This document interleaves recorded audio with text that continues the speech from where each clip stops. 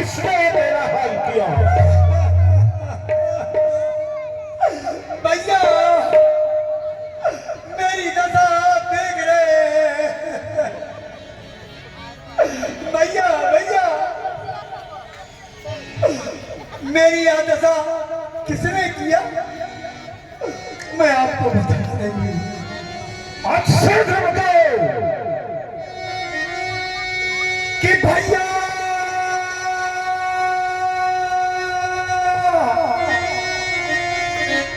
ये भैया दो लड़के राम लखन इस गंडक वन में आए हैं। हमारा एक सीता नामी सुकुमारी नारी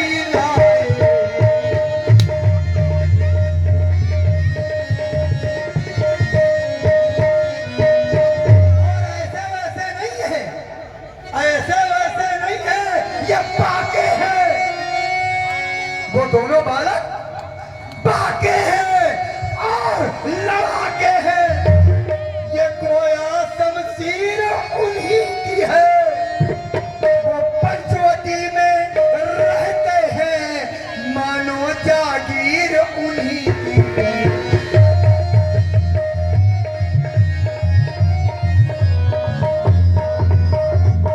भैया उनके साथ में उनकी पत्नी है।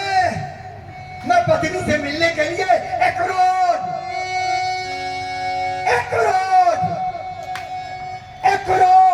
उधर में निकल पड़ी। फिर क्या हुआ? उस नारी से मिलना चाहा। इतने में छोटे तपसी ने मुझसे कुछ छल करना चाहा। ये हाल किया?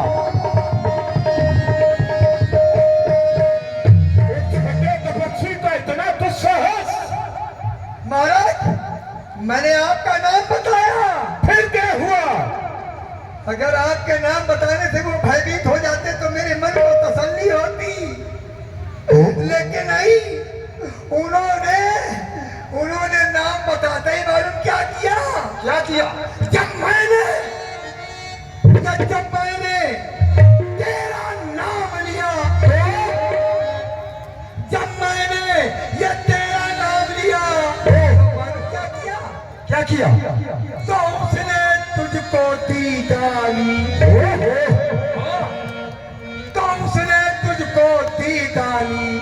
और मेरे कान कतर डाले और मेरी नाक काट डाली।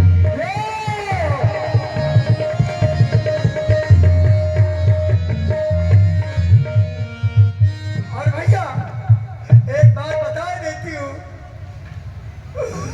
आप इतने पराक्रमी हैं, आप इतने वीर हैं, आपके होते हुए आपकी बहन की नाक कट गई।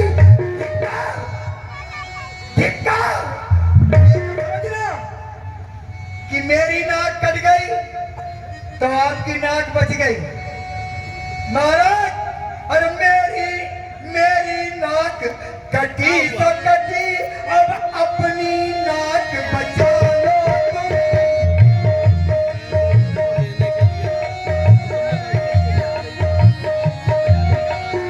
मेरी नाक कटी तो कटी, अब अपनी नाक बचा लो तुम। जग में गर ऊंची नाक नहीं तो नकटा नाक धरा लो तुम।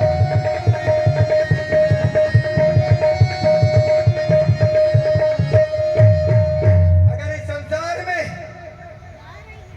इतने पराक्रमी भाई के होते हुए जिसने शनि को उल्टा टांग रखा है, काल को पाटी में बांध रखा है, जिसके यहाँ पवन बुहारी यानी झाड़ू लगाता है, वो वरुण पानी का छिड़काव करता है, ऐसे पराक्रमी भाई के बहन की नाक कट जाए, भाई की नाक रह गई।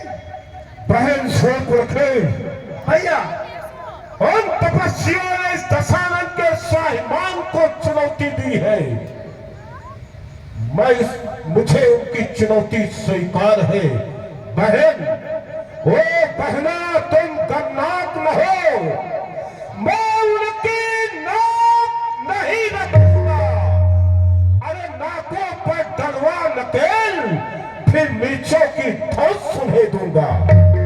नारी पर अस्त्र उठाने से, नारी पर अस्त्र उठाने से अरे होती है धाक नहीं ऊंची, अबला की नाक काटने से होती है नाक नहीं ऊंची। लेकिन बहन, ये समाचार, ये दुराचार क्या उस खरदूषण से नहीं कहा? अरे उसको तो वही खाया था, क्या उस कुलभूषण से नहीं कहा? फिर क्या हुआ? सबसे पहले मैं उन्हीं के पास गई, खरदूषण तीसरा के पास गई, मैंने बताया, उन्होंने भी मेरे साथ चल करके और उनसे युद्ध किया। मालूम है कैसे? भैया, वो सेना लेकर गए वहां, फिर अत्यंत घोर संग्राम हुआ। उन बड़े तपस्वी के द्वारा उन सबका काम तमाम